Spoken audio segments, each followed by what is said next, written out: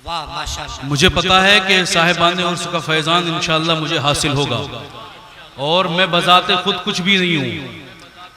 मेरा सारा मामला फैजान का है, मुझे कुछ आता जाता भी नहीं है। मेरा काम तो बस मिंबर पे जाने के बाद कुर्सी खिताबत पे बैठ जाना है, उसके बाद सारा मामला अपने शेख बगदाद के अब्दुल कादिर जिलानी के हवाले कर देना है। बस मैं होता हूँ, मेरे ऊपर गौसे पाक का फैजान होता है, और इंशाअल्लाह आप चंद लम्हों के बाद गौसे पाक का फैजान कैसा बरसता है ये देखेंगे। हम तो बबांगे दोहल कहते हैं कि जो कुछ है मेरे पास वो कुछ भी मेरा नहीं, जो कुछ है मेरे पास वो कुछ भी मेरा नहीं, जो कुछ भी है वो है बकसम गौसे पाक का, और अपनी गुजर रही है बड़ी धूमधाम से, रहमत है मुस्तफा की करम गौसे पाक का। गुजर रही है बड़ी धूमधाम, रहमत है मुस्तफा की करम गौसे पाक का। हजरात गिरामी, और मैं बस ये आप जिनको जाना हो बार बार उठो बैठक न करें भाई, आपको अगर बैठना है तो बैठ जाइए, वरना जाइए। मुझे, मैं कोई इतनी कम बातें नहीं करता, ना कोई इतनी गिरी हुई गुफ्तगू करता हूं कि मुझे लोगों को इकट्ठा करना पड़े। मैं अपने बाप की बात करने के लिए नहीं आया, रसूल पाक की बात करने के लिए आया। और इंसान ना भी हो तो मुझे फर्क नहीं पड़ता, मैं इंसानों में तकरीर नहीं करता, मैं तो आशिकों में तकरीर किया करता हूं। और आशिक वो होते हैं, आशिक तन्हाई में भी होते हैं ना, तो अपनी महफिल बड़ी खूबी के साथ सजा लेते हैं। कुछ देर आप सुनेंगे, सुन सकेंगे कुछ देर? मुस्कुरा के बोल दीजिए सुभान अल्लाह, दिल लगा के बोल दीजिए सुभान अल्लाह। हजरात गिरामी, उलमाए किराम की मैं दुआएं चाहता हूं, अपने छोटे भाई पर शफकतें बरतें। एक बुजुर्ग गुजरे हैं जिनका नाम है अल्लामा जलालुद्दीन रूमी। अल्लामा जलालुद्दीन रूमी फरमाते हैं, लोगों का माशरा दो तरीकों पे बटा हुआ है। एक वो है जिनमें आदमी है, दूसरे वो हैं जिनमें इंसान है। आगे अल्लामा जलालुद्दीन रूमी फरमाते हैं कि सिर्फ आदमी मत बनो बल्कि इंसान बनो। समझ में आ रही बात? सिर्फ आदमी मत बनो बल्कि इंसान बनो। अब आदमी कौन है? वो आदमी हो चाहे इंसान हो। आदम के घर में पैदा होने वाला हर बच्चा आदमी है, क्योंकि अब बाप के घर में अच्छे भी पैदा होते हैं, बुरे भी पैदा होते हैं, नेक भी पैदा होते हैं, बद भी पैदा होते हैं। आदमी तो पैदा होने के बाद हो जाता है, मगर इंसान की डिग्री पैदा होने से ही नहीं मिलती, इंसान की डिग्री आगे जाके मिला करती है। इसीलिए गालिब ने भी कहा था कि जबकि मुश्किल है हर काम का आसा होना, आदमी को भी मयस्सर नहीं इंसान होना। इंसान होना आसान बात नहीं है, इंसान होना बड़ी मुश्किल बात है। और कुरान ने भी आदमी के हुस्न का जिक्र नहीं किया, बल्कि कुरान ने भी इंसान के हुस्न का जिक्र किया। और कुरान कहता है लक़द खलक़नल इंसाना फी अहसनि तक़वीम, कि हमने इंसान को खूबसूरत शक्ल सूरत में पैदा किया। तो अब आदमी कौन होता है, इंसान कौन होता है? जरा तवज्जो मेरी तरफ लेकर आइए। आदमी वो होता है जो खाता है, इंसान वो होता है जो हलाल खाता है। आदमी वो होता है जो पीता है, इंसान वो होता है जो सिर्फ हलाल पीता है। आदमी वो होता है जो देखता है, इंसान वो होता है जो सिर्फ हलाल देखता है। आदमी वो होता है जो चलता है, इंसान वो होता है जो अल्लाह और उसके रसूल के तरीके पर चलता है। आदमी वो होता है जिसके कदम कभी गुनाह की तरफ भटक भी जाते हैं, मगर इंसान वो होता है जो शैतान को न भटका देता है, मगर उसके कदम कभी नहीं भटकते। आदमी वो होता है जो माँ बाप का नाफरमानी करता है, इंसान वो होता है जो माँ बाप का फरमाबरदार होता है। आदमी वो होता है जो मगरिबी दुनिया के तरीके पर चलता है, इंसान वो होता है जो ताजदार अंबिया के तरीके पर चलता है। आदमी वो होता है जो लिख देता है कि माज़अल्लाह नबी मरकर मिट्टी में मिल गए, और इंसान वो होता है जो कम ठोक के कहता है या रसूलुल्लाह तू जिंदा है वल्लाह, तू जिंदा है वल्लाह, मेरी चश्मे आलम से छुप जाने। वाह वाह वाह वाह, जिंदाबाद जिंदाबाद। नारे तकबीर, नारे रिसालत, नारे रिसालत। और मेरे मुस्तफा आदमियों को इंसान बनाने के लिए इस दुनिया में तशरीफ लेकर आए थे। हुजूर आदमियों को इंसान बनाने के लिए आए थे। हजरत ईसा अलैहिस्सलाम के जिंदा आसमानों पर उठाए जाने के बाद तकरीबन 550 साल जमाने में जो लोग सिर्फ आदमी बनकर रह गए थे, मेरे मुस्तफा उन्हें इंसान बनाने के लिए आए थे। और मेरे मुस्तफा ने जब आदमियों को इंसान बनाया तो कैसा इनकलाब आया। देखिए, जब तक आदमी थे, अबू बकर थे, इंसान बने, सिद्दीक अकबर बन गए, आदमी थे, उमर थे, इंसान बने, फारूक आज़म बन गए, आदमी थे, उमर उस्मान थे, इंसान बने, ज़ुन्नूरैन बन गए, आदमी थे, अली थे, इंसान बने, मौलाए कायनात बन गए। मुस्कुराकर बोलिए सुभान अल्लाह। बात समझ में आ रही है आपको? आवाज क्लियर नहीं चल रही है? हुजूर आदमियों को इंसान बनाने के लिए आए। अब मुझे ये बताएं कि हम किस कैटेगरी में आते हैं? हमने अपने आप को अब तक कहां रखा हुआ है? हम आदमी हैं या इंसान बन चुके हैं? हम अभी तक आदमी ही बने हुए हैं या इंसान बनने की कोशिश हम कर चुके हैं? हम अभी तक आदमी ही हैं या इंसान बनने की रविश में हम चले गए हैं? मेरे प्यारे, हमारा मामला ये है कि हम सिर्फ अभी तक आदमी ही बने हुए हैं, इंसान नहीं बने हैं।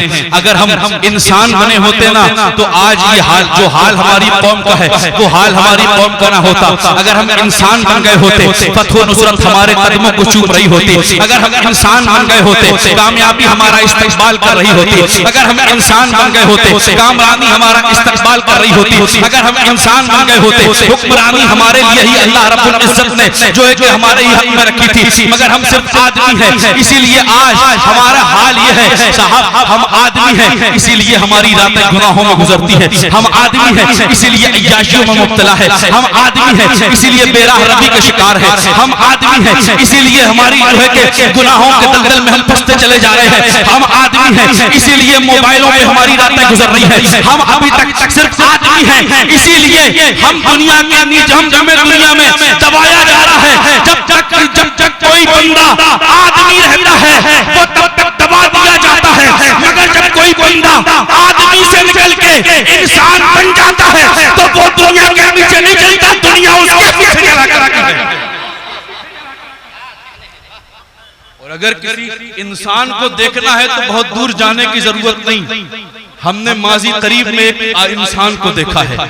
हमने माजी करीब में एक इंसान को देखा जो आदमी नहीं बल्कि इंसान था। और उसका कमाल क्या था? उसका कमाल ये था, जो कह दिया तो फिर बदला नहीं, जो लिख दिया तो फिर बदला नहीं। चाहे अपने उठे चाहे गैर उठे, कौन आता है आए, कौन दूर जाता है जाए, इसकी कोई परवाह नहीं। क्योंकि जो आदमी होता है वो दुनिया को राजी करने के लिए काम करता है। मगर जो इंसान होता है वो दुनिया को राजी करने के लिए काम नहीं करता, बल्कि अल्लाह और उसके रसूल को राजी करने के लिए काम करता है। और मेरे प्यारे, हमने वो जो इंसान देखा उसने किसी दुनियादार को राजी नहीं किया, बल्कि अल्लाह और उसके रसूल को राजी करने के लिए जिस पे जैसा हुक्म शरा नाजिल हुआ उस पे वैसा हुक्म शरा नाफिज किया। और फिर मामला ये हुआ कि लोग कहते थे कि ये इतनी सख्ती बरतते हैं, इतनी सख्ती बरतते हैं, अगर ये इसी तरीके से सख्ती बरतते रहेंगे तो फिर लोग इनसे दूर हो जाएंगे। मगर उसी इंसान का जब जनाजा निकला तो दुनिया ने देख लिया कि जो सख्ती बरत रहा था और अल्लाह और उसके रसूल को राजी करने के लिए दुनिया में अल्लाह और उसके रसूल के पैगाम को आम कर रहा था, जब उसका जनाजा इस दुनिया से जा रहा था तब पूरी दुनिया बरेली में ताजुल शरीयत के जनाजा को सलाम करने के लिए मौजूद थी। क्या कहने हैं? माशाअल्लाह, जिंदाबाद जिंदाबाद, माशाअल्लाह, सुभान अल्लाह, सुभान अल्लाह। हमारा हाल क्या है? हमारा हाल यह है कि हमें सिर्फ रोना आता है। हम सिर्फ रो रहे हैं कि हमारे साथ ये हो रहा है, हमारे साथ जुल्म हो रहा है, हमारे साथ सितम हो रहा है, हमें परेशान किया जा रहा है, हमें तड़पाया जा रहा है। हम सिर्फ रो रहे हैं, मगर रोने के अलावा कोई काम नहीं हमें। हमने कोई तरकीब नहीं निकाली कि हम इनसे बचे कैसे। हमने कोई तरकीब नहीं निकाली कि हमारा मुस्तकबिल रोशन कैसे हो। हमने कोई तरकीब नहीं निकाली कि हमारे रास्ते हमवार कैसे हो। हमने कोई तरकीब नहीं निकाली कि हमारे हालात बेहतर कैसे हो। मेरे प्यारे, जरा गौर करो अपनी जिंदगियों पर, कैसे इस तरीके से जिंदगी गुजार रहे हैं। आज हम रोते हैं ना कि हमारी कोई सुनता नहीं, हम एहतजाज करें कोई सुनता नहीं, हम प्रोटेस्ट करें कोई सुनेगा कैसे जब तुम्हारा अपना कोई कहीं है ही नहीं, तो सुनेगा कैसे? है कोई आपका? बताएं कितने आईपीएस हमारे दरमियान से निकलते हैं? बताएं कितने यूएफपीसी करने वाले हमारे दरमियान से निकलते हैं? बताइए कितनों ने नीट का एग्जाम हमारे दरमियान से दिया है? बताएं कितनों ने हमारे दरमियान से पोस्ट ग्रेजुएशन किया है? बताइए मीडिया में कौन है आपका? बताइए गृह मंत्रालय में कौन है आपका? बताइए जो महकमे हैं, हुकूमती महकमे, इन महकमों में कौन है आपका? जब आपने अपना कोई आदमी वहां तक पहुंचाया नहीं, तो फिर रोते क्यों हो कि हमारी बात कोई सुनता नहीं है? अगर बात सुनवाना चाहते हो तो पहले अपनी आवाज को मजबूत करो, पहले अपनी आवाज को ऐवाने सियासत तक पहुंचा दो, पहले अपने लोगों को हुकूमती महकमों तक पहुंचा दो। जिस दिन तुम्हारे लोग हुकूमती महकमे तक पहुंच जाएंगे, तुम जरा सी आवाज निकालोगे, तुम्हारी आवाज सुनी जाएगी। जिस दिन तुम अपने लोग पहुंचा दो, मगर तुम्हें फुर्सत कहां है? कहां तुम्हें फुर्सत? तुम्हें तो रात भर मोबाइल चलाना है।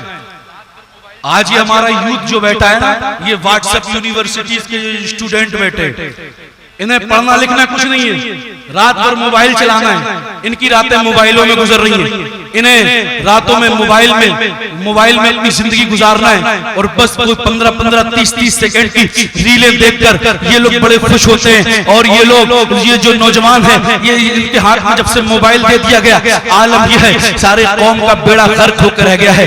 मेरे प्यारे, ये जो मोबाइल में रातें गुजार रही है ना, आज नौजवान क्या समझते हैं? आज नौजवान समझता है कि मैं हूँ, मेरा 10x12 का कमरा है, मेरा 10x12 के कमरे में मैं हूँ, मेरा मोबाइल है। कौन है जो मुझे किसी से वीडियो चैट करने से रोकेगा? कौन है जो मुझे वीडियो कॉलिंग करने से रोकेगा? कौन है जो मुझे किसी से व्हाट्सएप पे चैटिंग करने से रोकेगा? कौन है जो मुझे इंस्टा पे किसी से बात करने के लिए रोकेगा? कौन है जो मुझे गुनाह करने के लिए रोकेगा? कौन है जो मुझे पोर्न साइट विजिट करने से रोकेगा? कौन है जो मुझे गुनाहों से बचाएगा? कोई नहीं है जो मेरे पाँव में जंजीर डाल सके, कोई नहीं है जो मुझे गुनाहों से रोक सके।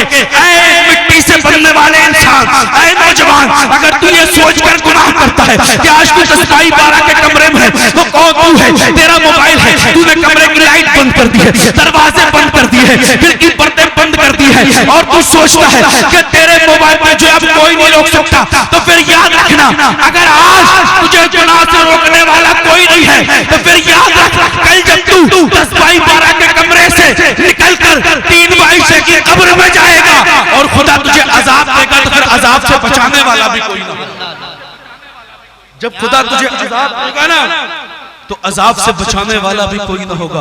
ये हमारी रातें गुनाहों में ऐसे इस कौम का मुस्तकबिल सुधरेगा जिस कौम के नौजवान गुनाहों में मुलव्विस हों, गुनाहों में डूबे हुए हों। ऐसे लोग, वो पाकीज़ा नौजवान जिनकी नजरें कभी नहीं उठती थी गैरों की तरफ, जो चलते थे ना तो अपनी निगाहों को नीची करके चलते थे। आज जिन्हें करियर बनाना चाहिए था, वो बंदियां बनाने में लगे हुए हैं। जिन्हें अपना मुस्तकबिल बनाना चाहिए था, जिन्हें कौम के लिए काम करना चाहिए था, आज उन्होंने अपनी जिंदगियां मोबाइल और लैपटॉप पे लगा दी है, फहाशी में डूब गया है आज का नौजवान। और पूरी कौम खामोश है, तमाशा देख रही है। आज हम निकलते हैं, हम सड़कों पे रात में निकलते हैं, तो क्या नहीं देखते किसी कोई लड़का है जो किनारे पे बैठा हुआ है, अपने मोबाइल पे लगा हुआ है, अपने मोबाइल पे बात कर रहा है। मगर हम सोचते हैं होगा किसी का बेटा, करने तो हमें क्या करना, करता होगा किसी की बेटी के से बात, हमें क्या करना, करता होगा किसी की बेटी के साथ वीडियो कॉलिंग, हमें क्या करना। मेरे प्यारे, याद रखना, अल्लाह ने सिर्फ तुम्हें तुम्हारे बच्चों की जिम्मेदारी नहीं दी है, बल्कि अल्लाह ने सारे मुसलमानों की बच्चों की जिम्मेदारी तुम्हें देके अता फरमाई। आज तुम अपने बच्चों की फिक्र करते हो ना, अपने बच्चों की फिक्र करते हो। हर कोई चाहता है मेरी बेटी की इज्जत सलामत रहे, हर नौजवान चाहता है मेरी बहन की इज्जत सलामत रहे, हर बाप चाहता है मेरी बहन बेटी की इज्जत सलामत रहे, हर मर्द चाहता है मेरे घर की औरतों की इज्जत सलामत रहे। तो मेरे प्यारे, अगर तुम चाहते हो कि तुम्हारे घर की औरतों की इज्जत सलामत रखे, तो याद रखना अल्लाह के रसूल ने एक नुस्खा बताया है, मेरे प्यारे पैगंबर ने एक नुस्खा बताया है। वो नुस्खा क्या है? मेरे मुस्तफा फरमाते हैं, अगर तुम ये चाहते हो कि तुम्हारे घर की औरतों की इज्जतें महफूज रहे, तो याद रखो तुम दूसरे की घरों की इज्जतों की हिफाजत करो, खुदा तुम्हारे घरों की इज्जतों की हिफाजत करेगा। क्या कहें? अगर हम सड़क पे जाके दूसरों की बहू बेटियों पे गलत नजर डालें ना, फिर इस गुमान में न रहे कि हमारे घर की बहू बेटियां सलामत रहेंगी, फिर इस गुमान में न रहे कि हमारे घर की बहू बेटियों की इज्जत सलामत रहेंगी। जिना कर्ज होता है, आज लोग यहीं पे अदा करना पड़ेगा। ये नौजवान कहाँ गुजर गया है, ये नौजवान कहाँ पहुंच गया है, कहाँ पहुंच गया ये नौजवान। हर गली में आज इसका दिल लगता है और अगली गली में इसका दिल टूटता है। हर आने वाले हुस्न पर इसकी नजरें जम जाती है। ये मुस्तफा का गुलाम था, बड़े बड़े हुस्न वालों ने मुस्तफा के गुलामों के कदमों को डगमगाना चाहा, मगर वो कदम डगमगाए नहीं। मगर ये आज का नौजवान दीन से दूरी की बुनियाद पे, मुस्तफा से गुलामी की दूरी की बुनियाद पे आज इसका हाल क्या है। मुसलमानों की तारीख पता है, मुसलमानों की नजरों की हया का आलम क्या था। हजरत उमर फारूक आजम ने एक मुल्क को फतह किया, और जब उस मुल्क को फारूक आजम ने फतह कर लिया साहब, तो फिर वहां के पादरियों ने एक शर्त रखी, कहा ऐ मुसलमानों के अमीर अल मोमिनीन सुनिए, मामा आपने हमारे मुल्क को फतह कर लिया है, मगर हम आपको चाबियां देने से पहले आपके कैरेक्टर का जायजा लेंगे, आपको जांचेंगे। फारूक आजम ने फरमाया था कैसा जायजा लोगे? तो उन पादरियों ने कहा था आप जिस दरवाजे से दाखिल होंगे वो पहले दरवाजे से दूसरे दरवाजे तक दोनों तरफ बरहना लड़कियों को खड़ा करेंगे, और उनके दरमियान से आप और आपके सिपाही सब निकलेंगे। अगर किसी एक की भी नजर उनके हुस्न पे पड़ गई तो हम आपको चाबियां न देंगे, और अगर सारे के सारे लोग नजरें झुकाए आगे बढ़ गए तो फिर ये चाबियां पाने के हकदार हम हैं। था बहुत बड़ा चैलेंज, और अगर ये चैलेंज इस जमाने में होता तो शायद पूरा भी ना हो पाता, मगर ये चैलेंज फारूक आजम के जमाने में किया गया, हमारे फारूक आजम से किया गया। तो फारूक आजम फरमाते हैं कोई बड़ी बात नहीं, इसमें कोई मुजाहिदा नहीं, इसमें हमें कोई तकलीफ नहीं, तुम्हें जो करना है कर लो, हम गुजर जाएंगे। तुम्हें जिसको जिस हालत में खड़ा करना है खड़ा कर लो, हम गुजर जाएंगे। मेरे प्यारे आलम क्या हुआ? आलम ये हुआ कि दोनों सिमत में, एक दरवाजे से लेकर दूसरे दरवाजे तक दोनों सिमत में बरहना लड़कियां खड़ी थी। हजरत फारूक आजम ने फरमाया हर एक शख्स मेरे पीछे निगाहें झुका के चलेगा, और निगाहें झुका के वो हर शख्स चलेगा, और किसी की नजर उठनी नहीं चाहिए। हजरत गिरामी फारूक आजम का ये हुक्म था, तो सबकी नजरें नीचे झुकी हुई थी। हजरत फारूक आजम आगे आगे चल रहे हैं, उनके पीछे सारे सिपाही चल रहे हैं, और फारूक आजम की जो नजरें झुकी हुई वो गुजर रही है ना, तो मेरे इमाम फरमाते हैं या इलाही रंग लाए जब मेरी बेबाकियां उनकी नीची नीची नजरों की हया का साथ हो। मेरे इमाम ने वो नक्शा खींचा। हजरत फारूक आजम गुजर गए, फारूक आजम के पीछे से सिपाही गुजर गए, वजीर गुजर गए, सिपाही सालार गुजर गए, किसी की भी नजर नजीब हसीना की तरफ नहीं उठी। लोग हैरान थे, पादरियों ने कदम पकड़ लिए फारूक आजम के, ऐ मुसलमानों के अमीर क्या कमी थी इनके हुस्न में, इनके हुस्न को देखने के लिए दूर दूर से लोग आते हैं, मगर इनका हुस्न सराप आपके सामने था। आप में से किसी ने भी इनकी तरफ एक नजर उठाकर भी नहीं देखी। आखिर मामला क्या है? फारूक आजम फरमाते हैं ऐ पादरी तुझे क्या पता, तू नहीं जानता, सुन ले जो एक बार मदीने वाले हसीन को देख लेता है फिर किसी हसीन को नहीं देखता। बोले मुस्कुरा के सुभान अल्लाह, दिल लगा के बोले सुभान अल्लाह। जिंदाबाद। नारे तकबीर, नारे रिसालत, मसलके आला हजरत, उर्से मुकद्दस। फरमाते हैं फारूक आजम जो एक बार मदीने वाले हसीन को देख लेता है फिर वो दुनिया में किसी हसीन को देखने की तमन्ना नहीं करता। मेरे इमाम फरमाते हैं तेरे तलबों में जो है गैर का मुंह क्या देखे, कौन टुकड़ों पे जचे, कौन नजरों पे जचे, देख के तलवा तेरा।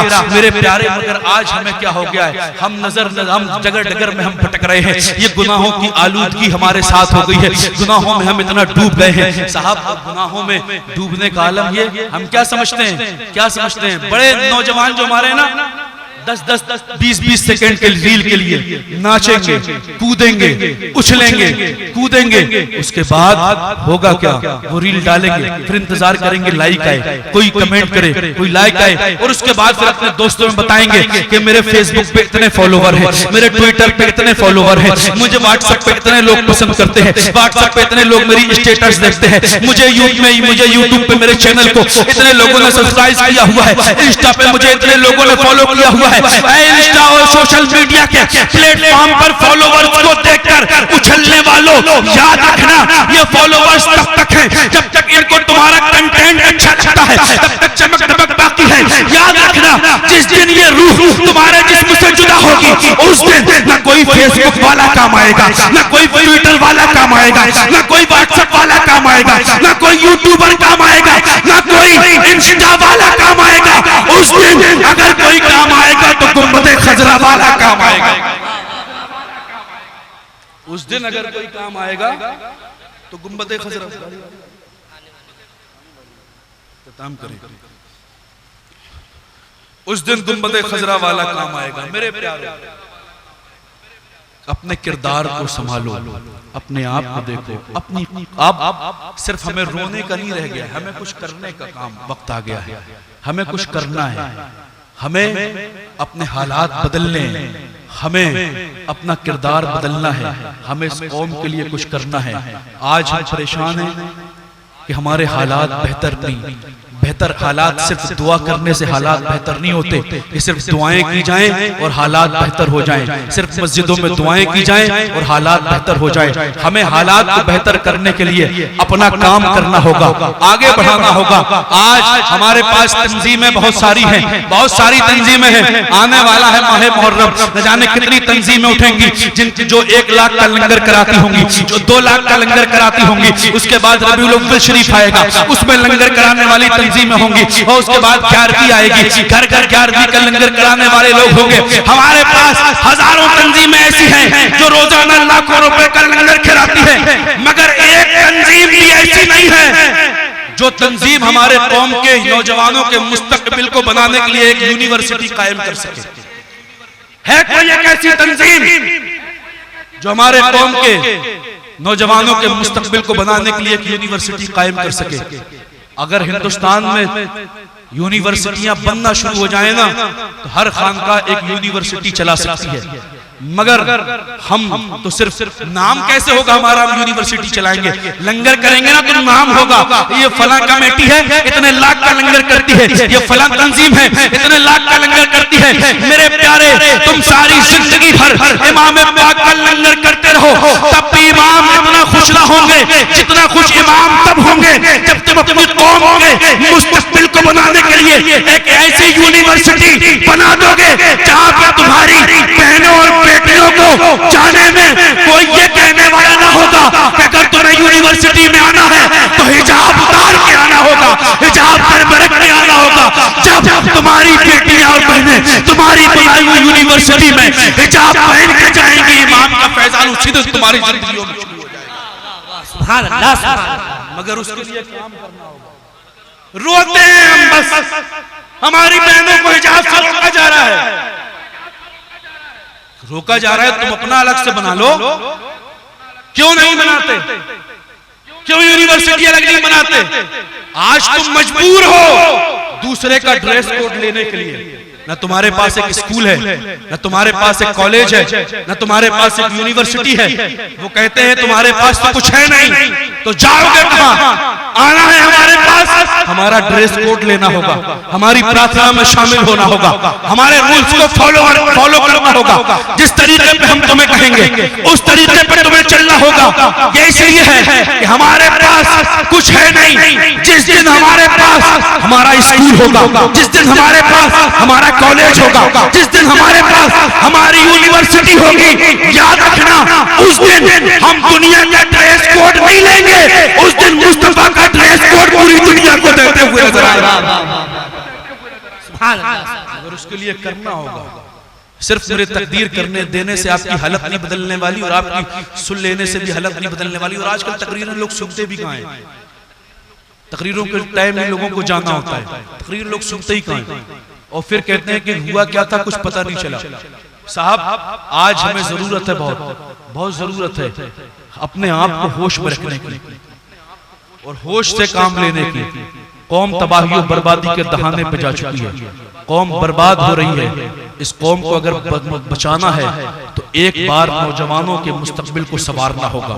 ये जो नौजवान आज मोबाइल में डूबा हुआ है, इस नौजवान को जो है कि इस नौजवान को अपनी कमर कसनी होगी, और इस नौजवान को एजुकेशन की फील्ड में आगे आना होगा। इस नौजवान को अपनी कौम के मुस्तकबिल को बनाने के लिए एजुकेशन की फील्ड में आगे आना होगा। मगर हमारी कौम का तो सबसे बड़ा अलमिया ये है ना कि हमारी कौम के बच्चे तो 10वीं हो उसके बाद इंटर करेंगे ज्यादा से ज्यादा, उसके बाद फिर पढ़ाई नहीं करेंगे। क्यों पढ़ाई नहीं करेंगे? क्योंकि पढ़ाई क्या करें, काम धंधा सीखेंगे ही, कहीं जाके मैकेनिक बनेंगे, किसी कोई वेल्डिंग का काम सीखेगा, कोई कुछ काम करेगा। किस लिए? क्योंकि नौकरी कहाँ मिलती है हमारे लोगों को। ये बात हमारी कौम के ज़हन में बिठा दी गई कि ज्यादा पढ़ के करोगे क्या, ग्रेजुएशन किस लिए कर रहे हो, पोस्ट ग्रेजुएशन किस लिए कर रहे हो, मास्टर डिग्री किस लिए कर रहे हो, कौन सी तुम्हें जॉब मिल जानी है। इस तरीके के प्रोपगंडे हमारे ज़हनों में बिठा दिए गए। मेरे प्यारे याद रखना, जो है कि तालीम वो जॉब पाने के लिए हासिल नहीं की जाती, तालीम नौकरी के लिए हासिल नहीं की जाती, तालीम किसी का नौकर बनने के लिए हासिल नहीं की जाती, तालीम कौम के मुस्तकबिल को बेहतर बनाने के लिए हासिल की जाती है, कौम के मुस्तकबिल को संवारने के लिए हासिल की जाती है। नौकरी बनने के लिए तालीम नहीं हासिल की जाती साहब। मगर हमें तो शौक चढ़ गया है, नौकरी मिलेगी तो हम पढ़ाई करेंगे, नौकरी मिलेगी तो पढ़ाई नहीं करेंगे। हम पढ़ाई कर लेंगे तो एक अच्छा बिजनेस कर लेंगे, हम पढ़ाई कर लेंगे तो किसी भी फील्ड में अपना नाम कमा लेंगे, हम पढ़ाई कर लेंगे हमारा एजुकेशन अच्छा होगा, हम क्वालिफाइड होंगे, जिस फील्ड में जाएंगे कामयाब होंगे, जिस फील्ड में जाएंगे कामयाबी हमारे कदमों में होगी। यार हम क्यों कामयाब नहीं हो सकते? अल्लाह ने कामयाबी हमारे जिम्मे में रखी है, कामयाबी हमारे हिस्से में रखी है। हम कामयाब होंगे, जरूर कामयाब होंगे, मगर सिर्फ बैठे रहने से कामयाब नहीं होंगे, हम सिर्फ सोने से कामयाब नहीं होंगे, हम सिर्फ मोबाइलों में जिंदगी गुजारने से कामयाब नहीं होंगे। हम इसी तरीके से बेराह रवि की जिंदगी के शिकार होकर कामयाब नहीं होने वाले। कामयाब होना है तो हमें अपनी जिंदगियों के रवैये बदलने होंगे, कामयाब होना है तो हमें अपनी जिंदगी के माहौल बदलने होंगे, कामयाब होना है हमें अपनी जिंदगी की रविश बदलनी होगी। जिस दिन हम इस पे कामयाब हो गए, जिस दिन हमने अपने आप को बदल लिया, जिस दिन हमने अपने यूथ को जो है कि एजुकेशन की तरफ डाल दिया, जिस दिन हमने अपने बच्चों और बच्चियों को जो है कि नेक तरबियत दे दी, जिस दिन हमने अपने आप को एजुकेशन से जोड़ लिया, मेरे प्यारे उस दिन से कामयाबी की राहें हमारे लिए खुल जाएंगी। तो मेरे प्यारे वक्त नहीं मेरे पास, अब मेरी ट्रेन का वक्त करीब आ रहा है, बहुत जल्दी जो हो सका मैंने आपके सामने वो बयान किया। मेरे प्यारे कोशिश करें अपने आप को बदलने की। आप रोजाना तकरीर सुने, तकरीर सुनने के बाद आप घर जाकर सो जाएं, कोई फायदा नहीं होने वाला। मगर तकरीर सुन के अगर आप अमल कर लेंगे, मुख्तसर सी बात सुने और मुख्तसर सी बात सुनने के बाद आप उस पर अमल कर लें, कोशिश करें अमल करने की, तो इंशाअल्लाह आपकी जिंदगी बदल जाएगी। कोशिश करें अपने आप को इंसान बनाने की, कोशिश करें अपने आप को गुनाहों से दूर रखने की, कोशिश करें अपना किरदार बदलने की, कोशिश करें अपने बच्चों को आला तालीम और तरबियत से नवाजने की। ये कोशिश अगर आज हमने नहीं की तो अभी कम अच्छे दिन देखने को मिल रहे हैं, आने वाले वक्त में और ज्यादा अच्छे दिन हमें देखने के लिए मिलेंगे। इसलिए मेरे प्यारे अपने आप को संभालें, अपने आप को इंसान बनाने की कोशिश करें, अपने माशरे को जो है कि संवारने की कोशिश करें। अल्लाह रब्बुल इज्जत हमें आपको सबको अपने प्यारे हबीब के सच्ची पक्की मोहब्बत की तौफीक अता फरमाए, अपने प्यारे हबीब के सच्चे के तरीके पे चलने की तौफीक रफीक अता फरमाए। अस्तगफिरुल्लाह रब्बी मिन कुल्लि ज़म्बिन व अतूबु इलैहि व आखिरु दावाना अल्हम्दुलिल्लाहि रब्बिल आलमीन। अस्सलामु अलैकुम व रहमतुल्लाहि व बरकातुहू।